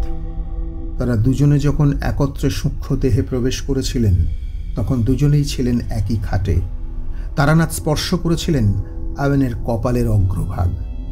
এখন আয়নের দেহটি শোয়ানো পাশের ছোট খাটটিতে। একজন আর্মি ডাক্তার এবং জনা 2-3 জন তাকে ঘিরে দাঁড়িয়ে সেখানে। আয়নের দেহ স্থির। তারানাথ জানেন আর কোনোদিনই নড়ে উঠবে না সেই দেহ। তার আত্মা মিশে গিয়েছে অনন্তে। ব্যাটল অফ সামনে রিভার আয়নের নিয়তি।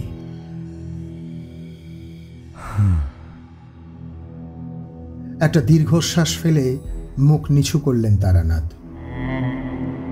কর্নেল স্ট্রস ব্যাপারটা বুঝে তাকালেন অদূরে দাঁড়ানো ডাক্তারের দিকে। মাথা নেড়ে সরে গেলেন ডাক্তারবাবু আয়নের দেহের সামনের দিক থেকে।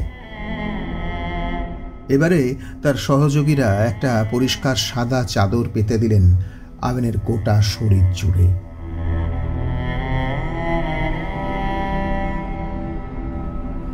আসলে তোমাকে ব্যাটেল গ্রাউন্ডে একা পাঠিয়ে মনটা মানল না তারা, তাই একটা জিপ জোগাড় করে নিজেই ড্রাইভ করে চলে এলাম ট্রেঞ্চে।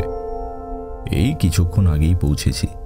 তোমাদের খোঁজ করতে করতে এখানে এসে দেখি তোমরা দুজনেই স্থির হয়ে বসে আছো। বিপদ এখনো কাটেনি কর্নেল সাহেব, বিপদ এগিয়ে আসছে আমাদেরই দিকে। অনুগ্রহ করে প্রতিটি সেনাকে এখনই বন্দুক হাতে আলেমানদের শিবিরের দিকে মুখ করে পোস্টেড হতে নির্দেশ দিন। হ্যাঁ, সে কি? জার্মানরা তো একটু আগেই নাকি শ্বেত পতাকা নাড়িয়ে শান্তির প্রস্তাব। স্যার, আরো কিছু বলতে যাচ্ছিলেন কর্নেল স্ট্রস। এমন সময় একজন আর্দালি ঘরের ভিতরে ঢুকে স্যালুট ঠুকে দাঁড়ালেন উদ্বিগ্নভাবে। স্যার, আমাদের ট্রেঞ্চ লাইন থেকে এইমাত্র খবর এলো দূরে জার্মানদের কিছু অ্যাক্টিভিটি দেখা গিয়েছে। ওরা বোধহয় দল বেঁধে আমাদের আক্রমণ করতে এগিয়ে আসছে। Sound the alarm, all hands in position. প্রতিটি বন্দুকের মাথায় যেন বেয়োনেট বসানো থাকে। গো নাও। আর্দালি দৌড়ে বেরিয়ে যেতে এবারে তারানাথের দিকে ফিরে কর্নেল সাহেব বললেন, তুমি হাঁটতে পারবে? আচ্ছা, বন্দুক চালাতে পারবে? হ্যাঁ স্যার। বেশ, তাহলে তুমি আমার সাথে গ্রাউন্ডে চলো। যেতে যেতে ঘটনাটা সংক্ষেপে বলবে। সামারি, ওকে একটা ভালো রাইফেল দাও, আর হ্যাঁ, পুরো 1 ক্যান্টিন তাজা কার্তুজ। এসো তারা। আবছা দিনের আলো ফুটে উঠেছে ততক্ষণে। তার সাথে যোগ হয়েছে গাঢ় একটা কুয়াশা, সেই সাথে অস্বস্তিকর একটা নীরবতা গোটা প্রান্তর জুড়ে। কি খবর ক্যাপ্টেন গিবস? বিশেষ সুবিধার নয় স্যার। উইলকক্স পেরিস্কোপে চোখ লাগিয়ে ঠাই বসেছিল নিজের পিল বক্সে। বেশ কিছুক্ষণ আগে ওর নজরে আসে অনেকগুলি আবছা ছায়া দৌড়াদৌড়ি করছে ওদের ট্রেঞ্চ লাইন ধরে। আরও ভালো করে দেখে বিষয়টা কনফার্ম করতে চেয়েছিল, কিন্তু তার আগে ওই হতছাড়া কুয়াশা এসে চারিদিকটা ঢেকে দেয়। তারানাথের সাথে এবার চোখাচোখি সেরে নিলেন কর্নেল স্ট্রস। তারপর গলা খাঁকড়ে বললেন, বেশ ক্যাপ্টেন গিবস, আপনাদের ছোড়াদের বলুন তৈরি হয়ে থাকতে। শত্রুরা এগিয়ে আসবেই। ওরা রেঞ্জের মধ্যে চলে এলেই ফায়ার করবেন ওদের মাথা লক্ষ্য করে। একজনও যেন প্রাণে না বাঁচে। আর একটা কথা,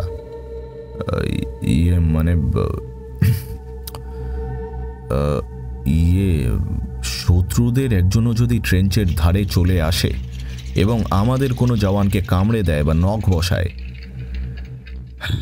অবিলম্বে সেই আহত ব্যক্তিকে মাথায় গুলি করে মারবেন। Excuse me sir. হ্যাঁ, আপনি ঠিকই শুনেছেন ক্যাপ্টেন। যে কোনো ব্যক্তির ক্ষেত্রে, এমনকি আমিও যদি কোনোভাবে কামড় খাই, তবে মনে কোনো দ্বিধা না রেখে সোজা মাথায় গুলি মারবেন। আহতের ধারে কাছেও যাওয়ার চেষ্টা করবেন না। It's a direct order. মনে থাকবে তো? গুড, সবাইকে জানিয়ে দিন। রাসপুটিনের কুঠুরি ছাড়িয়ে প্যাসেজের শেষ প্রান্তে জার্মান যোদ্ধাটির পরিণতি দেখবার পর যা অনুমান করেছিলেন তারানাথ, তা কর্নেল স্ট্রসকে জানিয়ে দেন তিনি। কেটে গেল বেশ কয়েকটি মুহূর্ত। বন্দুক সামনের দিকে তাক করে দম বন্ধ করে বসেছিলেন সকলে। বেশ কিছুক্ষণ সব চুপচাপ। গাঢ় কুয়াশার ফাঁক দিয়ে অপর প্রান্তে দেখা যাচ্ছিল না কিছুই। একটা দম বন্ধ করা অস্বস্তি যেন চেপে ধরেছিল ট্রেঞ্চে বসা প্রতিটি মানুষকে। পকেট থেকে ঘড়ি বের করে সময়টা একবার দেখে নিলেন কর্নেল স্ট্রস। ভোর 6টা বাজে, কিন্তু আকাশে সেরকম আলো নেই কেন? ভোরের পাখিগুলি, সেগুলি বা আজকের আকাশে উঠছে না কেন? খুব সাবধান!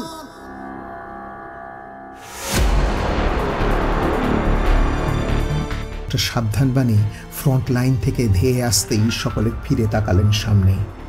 হ্যাঁ, অবশেষে দেখা গিয়েছে শত্রুদের। সামনের গাঢ় কুয়াশার চাদর ভেদ করে বেরিয়ে আসছে অসংখ্য মানুষ। আলেমান সেনাদের পোশাক তাদের পরনে, কিন্তু এ কেমন ধারা সৈন্য? এদের হাতে কোনো বন্দুক নেই।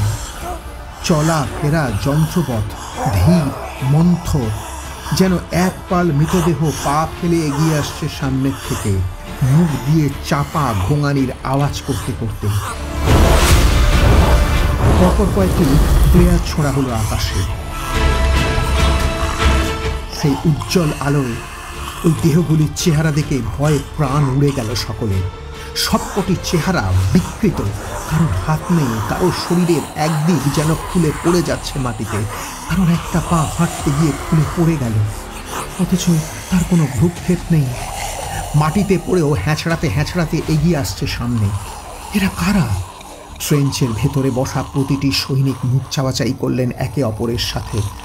এমন অদ্ভুত অর্ধমৃত সেনা এই গোটা মহাযুদ্ধে কখনো চোখে দেখেননি তারা। ঈশ্বর আমাদের সহায় হন। গুলি চালাও ছোকরার দল, কোনো মতেই থামবে না।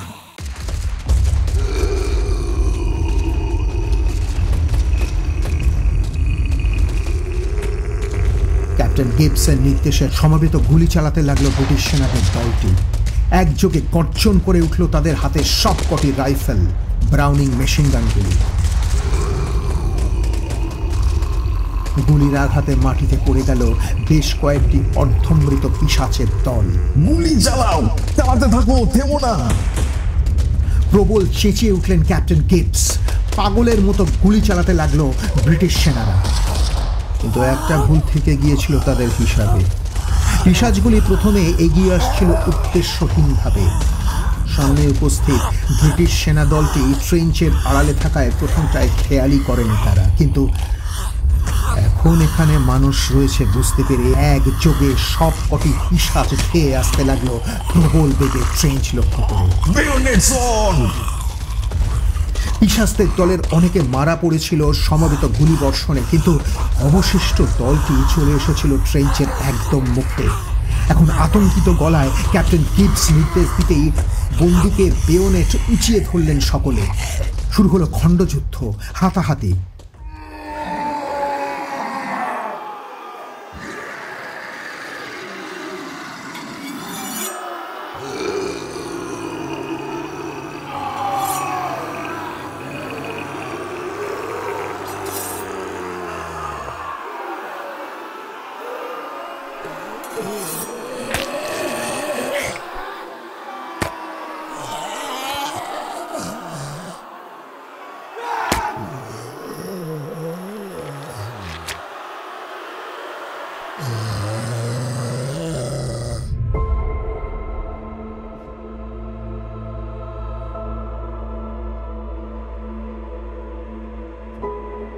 বেশ কিছুক্ষণ পর সব শান্ত হতে দেখা গেল। শেষ পিশাচটিও নিথর হয়ে মাটিতে, কোথাও আর কেউই অবশিষ্ট নেই। সাবধান কর্নেল, সাবধান! মিত্রপক্ষের বাহিনী খুব একটা অনাহত ছিল না। বেশ কয়েকজন ব্রিটিশ সৈনিক আহত হয়েছিলেন পিশাচদের হাতে। এরকমই একজন ব্রিটিশ সৈনিকের দেহ পড়েছিল মাটিতে নিথর হয়ে। খেয়াল না করে কর্নেল স্ট্রস দাঁড়িয়েছিলেন সেটির পাশেই। তারানাথ ব্যাপারটা খেয়াল করেছিলেন আগেই। এখন দেহটিকে হঠাৎ নড়ে চড়ে উঠতে দেখেই আর দেরি করলেন না তিনি। কথাটা কোনো মতে বলে হাতের বন্দুকটা তুলে শটাং গুলি চালিয়ে দিলেন সেটির মাথায়। পিশাচে পরিণত হওয়া ব্রিটিশ সেনাটি পাশেই কর্নেল স্ট্রসের পা দেখে কামড়ে ধরতে গিয়েছিল। তার আগেই তারানাথ গুলি করে থামিয়ে দিল তাকে। হঠাৎ করে থমথমে হয়ে গেল ট্রেঞ্চের ভেতরকার পরিবেশ। মাটিতে পড়ে থাকা পিশাচটির নিথর মুখের দিকে একবার উঁকি মেরে দেখলেন পাশেই দাঁড়িয়ে থাকা অপর একজন সেনা। হিংস্র একটা অভিব্যক্তি ফুটে উঠল তার চোখে মুখে। হাতের বন্দুকটি এবারে উঁচিয়ে হিংস্র মুখে তারানাথের দিকে ঘোরাতেই চট করে দুজনের মাঝখানে সরে এলেন কর্নেল স্ট্রস। তারপরে দু হাত সামনে বাড়িয়ে উদ্বিগ্নভাবে বললেন, হ্যান্ডস ডাউন সোলজার, তোমার কি মাথা খারাপ হয়ে গিয়েছে?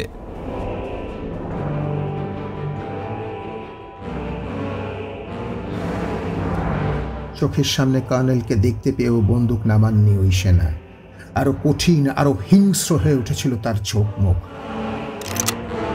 সজোরে রাইফেলের বোল টেনে চিবিয়ে চিবিয়ে তিনি বলতে লাগলেন, পিটার আমার ভাই, আমরা একসাথে যোগদান করি মহাযুদ্ধে, আজও মারা গেল কোন ফ্যাকাশে মুখ আলেমানের হাতে নয়, একটা ব্লাডি ইন্ডিয়ানের হাতে পড়ে, যে কিনা আমাদের সেনাবাহিনীর অংশ নয়।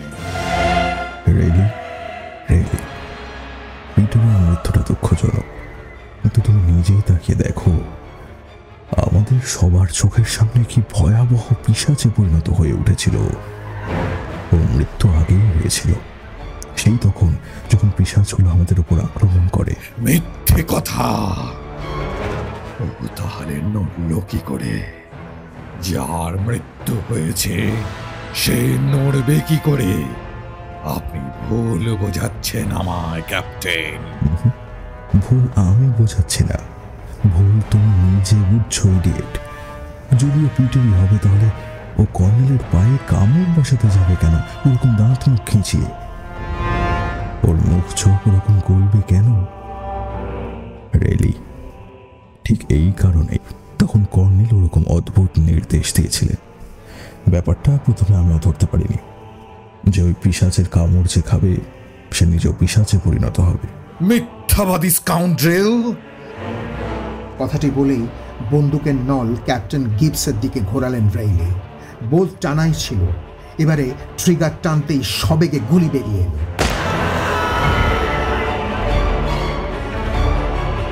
একটা চাপা শীতকারের আওয়াজ করে মাটিতে পড়ে গেলেন ক্যাপ্টেন গিবস, আর তার পেছনে দাঁড়ানো পরপর দুজন জওয়ান। মিলিটারি হাই ভেলোসিটির রাইফেলের গুলি ফুঁড়ে গিয়েছে একদম কাছাকাছি থাকা তিনটে শরীর। এরপরেই পরপর কয়েকটি ঘটনা ঘটে গেল। ক্যাপ্টেন গিবসের দেহ মাটিতে পড়ে স্থির হয়ে যাবার পরে এবারে মুখে একটা ভয়ঙ্কর বাঁকা হাসি হেসে রাইফেলের বোল্টটা আরও একবার টেনে কর্নেল স্ট্রস আর তার একেবারে পেছনে দাঁড়িয়ে থাকা তারানাথকে একই গুলিতে মেরে ফেলার উদ্দেশ্যে রাইফেলটা তুলেছিলেন রেইলি নামক সেনাটি। কিন্তু ট্রিগার চাপবার আগেই আশেপাশে ছড়িয়ে থাকা সেনাদের একজন চকিতে নিজের রাইফেল তুলে গুলি করে বসলেন রেইলিকে। কর্নেল ও তারানাথ দেখলেন তাদের পাশে দাঁড়িয়ে থাকা ফোলা মুখের একজন ছোকরা গুলিটা চালিয়েছিলেন রেইলিকে লক্ষ্য করে। কিন্তু ঘটনাটা এখানেই থামল না। হঠাৎ তার ডান দিক থেকে দুজন বেয়োনেটধারী সেনা আক্রমণ করে বসল ছোকরাটিকে। বাঁদিক থেকে তিনজন লাফিয়ে পড়ল ওই দুজনের উপর। মুহূর্তে একটা দাঙ্গা লেগে গেল ব্রিটিশ সেনাদলটির নিজেদের মধ্যে। চলে এসো, হাঁ করে দাঁড়িয়ে দেখছিলেন তারানাথ। এখন হাতে একটা টানের সাথে সাথে এক মুহূর্ত দেরি করলেন না তিনি, ছুট দিলেন কর্নেলের পেছনে। কয়েকজন সেনা যোগ দিয়েছিলেন তাদের সাথে। সকলে মিলে প্রাণপণে অনেকটা ছুটে এসে এবারে থমকে দাঁড়িয়ে পড়ে দূর থেকে দেখলেন ওইটুকু সময়ের মধ্যেই আরও তীব্রতর হয়ে উঠেছে সংঘর্ষ। ব্রিটিশ ইউনিফর্ম গায়ে এক গুচ্ছ সেনা এখন নিজেদের মধ্যে লড়ে মরছেন। কেউ বেয়োনেট চালাচ্ছেন, কেউ গুলি। ইতিমধ্যেই একটা হ্যান্ড গ্রেনেডের বিস্ফোরণ ঘটেছে।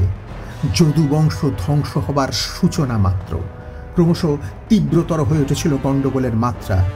সেদিকে তাকিয়ে বেশ কিছুক্ষণ পর অসহায় গলায় তিনি জিজ্ঞেস করলেন, এইসব কি হচ্ছে বলো তো তারা? আমাদের লোকগুলো এরা নিজেরাই নিজেদের জীবন নিচ্ছে কেন? How the hell on earth they gone rogue? একটা আশ্চর্যের বিষয় ঘটেছে কর্নেল। আমার দেহে ফিরে আসবার পর এই প্রথম বিষয়টা অনুভব করলাম। আমি কোনো অনাগত ভবিষ্যৎ দর্শন করতে পারছি না। আর মানে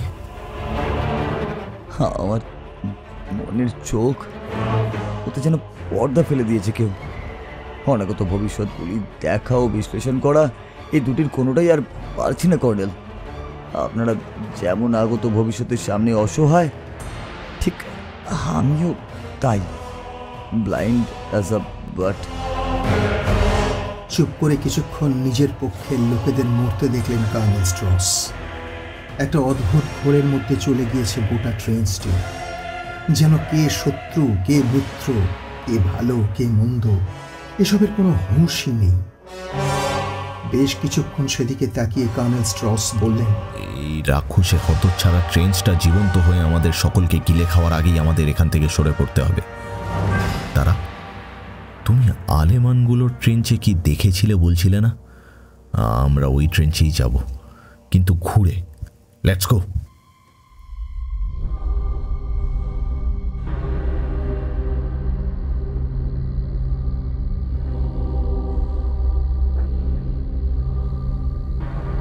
কি ভয়ঙ্কর, কি ভয়ঙ্কর!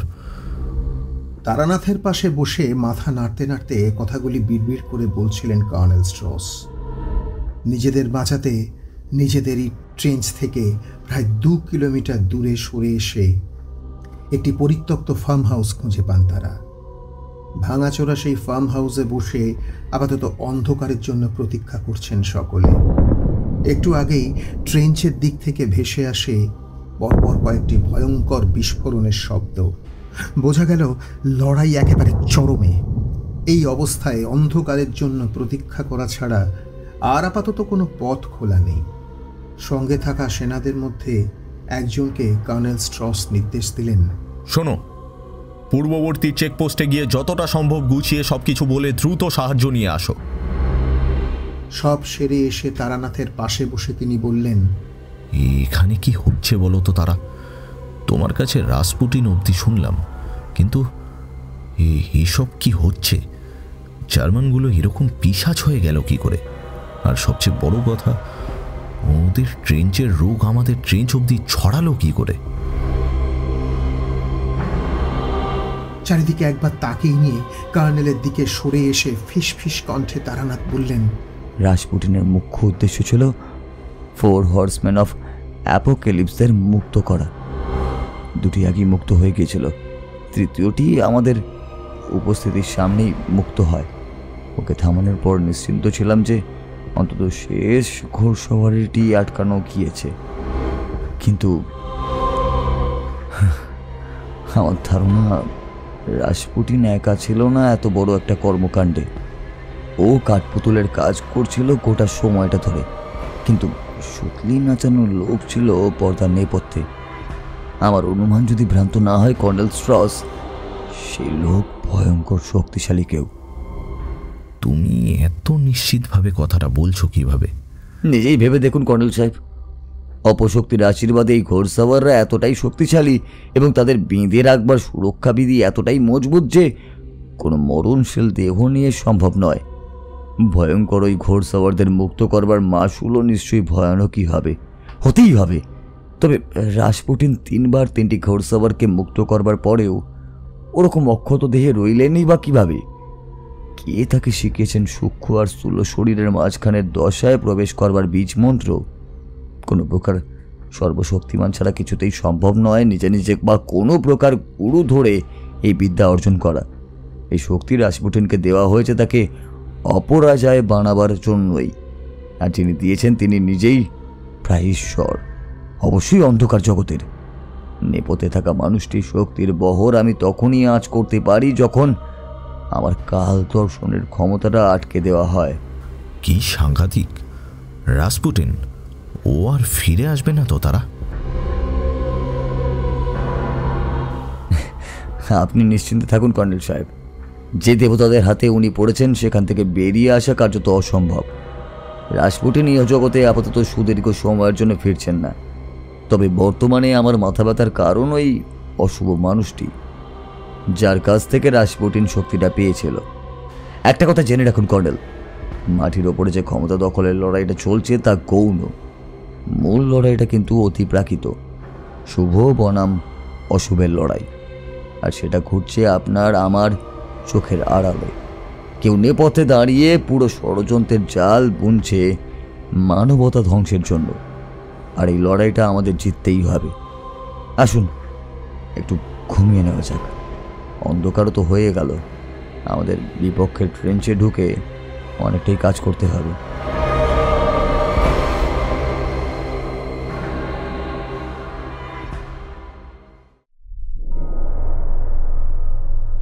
প্রত্যেকে বন্দুকে গুলি ভরে নিয়েছো তো? বেশ, এবারে বেয়নট লাগাও। এবারে শোনো, ভেতরে ওই ভূত পিশাচের দল আরও থাকতে পারে। সবাই যে ট্রেঞ্চের উপরে উঠে আসতে পেরেছে এরকম কোনো গ্যারান্টি নেই, কিন্তু নিচে ওদের দেখতে পেলেই আগে গুলি ছুড়ে বসো না। আগে চেষ্টা করবে বেয়নট চালিয়ে ওদের মাথায় নিঃশব্দে আঘাত করতে। তাতে কোনো কাজ না হলে তখন মাথায় গুলি। ট্রেঞ্চে নেমে আমরা আগে ওদের আর্মারি খুঁজব। আমাদের হাতের MK-V2 রাইফেলে বারবার বোল্ট টেনে গুলি চালানো আমাদের পক্ষে বিপজ্জনক হয়ে উঠতে পারে। শত্রুরা অনেকে একসাথে আক্রমণ করলে আমরা সকলে তৎক্ষণাৎ মারা পড়ব। তাই আমরা জার্মানদের নতুন যুগের অটোমেটিক সাবমেশিন গান MP-20 রাখবো নিজেদের কাছে, যাতে একসাথে অনেকগুলো শত্রুর মহড়া আমরা নিতে পারি। Any question? আলেমান ট্রেঞ্চের প্রান্ত ধরে প্রায় 1 মাইল দূরে ডিচ লাইনের সামনে এসে ফিসফিসিয়ে কথাগুলি বললেন কর্নেল স্ট্রস। প্ল্যানটা বিপজ্জনক, কিন্তু এছাড়া কিছু করণীয় ছিল না। রাসপুটিনের ছেড়ে যাওয়া ওই ডায়েরি বা নোটবুক, ওটি যাই হোক না কেন, ওটিকে উদ্ধার করতে হবে এখানে কি চলছিল সেটা বুঝবার জন্য। একটা থমথমে নীরবতা কাজ করছিল ট্রেঞ্চ লাইনের ভিতরে। ট্রেঞ্চ লাইনটা সেখান থেকে বেশ কয়েক মাইল ডান দিকে প্রসারিত। ডিচ লাইনে নেমে আসার পর টনক নড়ল সকলের, কারণ কিছুটা দূরে দেখা মিলল পিশাচগুলি। এক জায়গায় গোল হয়ে ঘুরছিল কয়েকটি পিশাচ, মুখে অদ্ভুত আওয়াজ করতে করতে। তাদের দেখতেই থমকে দাঁড়িয়ে গেল সবকটা, তারপর হাত তুলে ধেয়ে এলো সোজা। এবারে সব ব্যাটা সতর্ক না হয়ে যায়। সামনের মৃত পিশাচটির মাথা থেকে বেয়োনেট খুলে নিতে নিতে কথাগুলি বললেন তারানাথ। উত্তরে কর্নেল স্ট্রাউস বললেন, দূরের কেউ শব্দ পাবে না, কিন্তু কাছাকাছি থাকা পিশাচগুলো। যাই হোক, ক্রাউড পুলিং এড়াতে হলে এভাবেই বেয়োনেট চালিয়ে মারতে হবে শব্দ না করে। ট্রেঞ্চের মূল আবাসিকের সামনেটায় এসে দাঁড়িয়ে পড়লেন সকলে। দরজার মুখেই গিজগিজ করছে অনেকগুলি পিশাচ। তারানাথের দলটিকে এগিয়ে আসতে দেখে সবকটি পিশাচ একযোগে ধেয়ে এলো তাদের দিকে।